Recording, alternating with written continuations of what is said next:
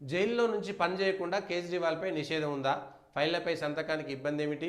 ఖైదీల ముందస్తు విడుదల నిర్ణయాలపై మరి అందరిని జైల్లోనే పెట్టుకోరు. ఇట్లయితే జైల్లో నుంచే పరిపాలన సాగుతుంది. సచివాలయం ఎందుకు?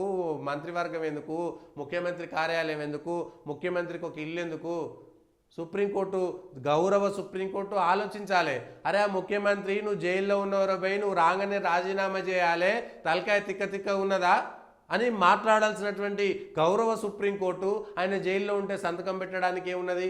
జైల్లో ఉన్నోనికి ఓటక్కే లేదు, జైల్లో ఉన్నటువంటి వానికి బయటికి రావడానికే లేదు. ఓట్లు వేసే సందర్భంలో జైల్లో ఉన్నాడు ఓటేస్తున్నాడా? వాడు విచారణ ఖైదీ కావచ్చు, శిక్ష పడినటువంటి ఖైదీ కావచ్చు, ఎవడన్నా కావచ్చు, గొట్టంగాడు ఎవడైతే ఉన్నది. అట్లాంటిది నువ్వు ఒక ముఖ్యమంత్రి సిగ్గుపడాలి. భారతదేశం యొక్క ప్రజాస్వామ్యాన్ని చూసి భారతదేశ ప్రజలు తలదించుకునేటువంటి పని చేసింది కేజ్రీవాల్. ముఖ్యమంత్రిగా ఉండి జైలు పోతే పదవిని పట్టుకొని గబ్బిలంలాగా వేలాడుతూ మళ్ళా అందరికీ సూక్తులు, సలహాలు, సూచనలు చెప్తుంటాడు. నేనే గొప్ప పెద్ద ప్రజాస్వామ్యవాదిని, నేనే గొప్ప మంచి వ్యక్తిని, ఈ ప్రపంచంలో అరవింద్ కేజ్రీవాల్ తప్ప ఇంకెవ్వరు లేడు, నేను సత్యహరిశ్చంద్రుణ్ణి అని చెప్పి నా జేబులో రెనాల్డ్స్ పెళ్ళి ఉంది, నేను వ్యాగనార్ కాలనే తిరుగుతా, నేను లబ్బర్ చెప్పులు వేసుకుంటా అని చెప్పి ఆయన ఇంట్లో 40 కోట్ల రూపాయల ఖర్చు పెట్టిండి కేవలం ఇంట్లో సుందరీకరణ చేసుకోవడానికి. అది ఆయనకు సంబంధించినటువంటి చరిత్ర. ఆయన 10 మందికి మళ్ళా నీతి సూత్రాలు వల్లే వేస్తుంటాడు. జైలుకు పోయి ముఖ్యమంత్రి పదవి రాజీనామా చేస్తే ఇంకోరైనా ముఖ్యమంత్రి అయితే మళ్ళీ నేను బయటకు వచ్చినాక పదవి ఇచ్చిపెట్టారు అని జైల్లో కూర్చొని ముఖ్యమంత్రిగా సిగ్గుపడాలి. దేశ ప్రజాస్వామ్యం, ప్రజలు సిగ్గుపడాలి, తలదించుకునేటువంటి పని చేసిండు కేజ్రీవాల్.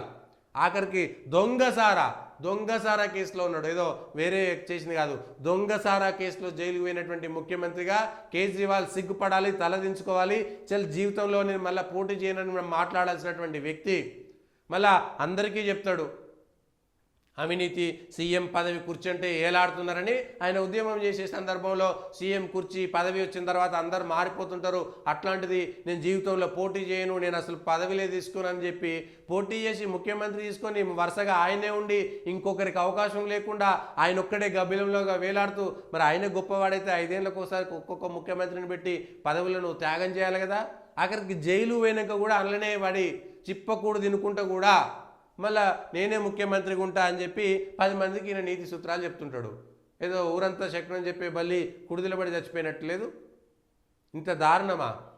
అది కేజ్రీవాల్ చేసినటువంటి పని. వాళ్ళు మళ్ళా ఈ దేశంలో మేం తప్ప ఇంకొవ్వరు లేరు, వాళ్ళు చేస్తున్నారు, వీళ్ళు చేస్తున్నారు అనేటువంటి మాట మాట్లాడేటువంటి దారుణమైనటువంటి కేజ్రీవాల్ యొక్క పార్టీ, వాళ్ళ యొక్క నిజస్వరూపం ఏమిటి అనేటువంటిది ఇవాళ బయటపడిపోయింది. దానికి సంబంధించినటువంటి అంశంలో ఇక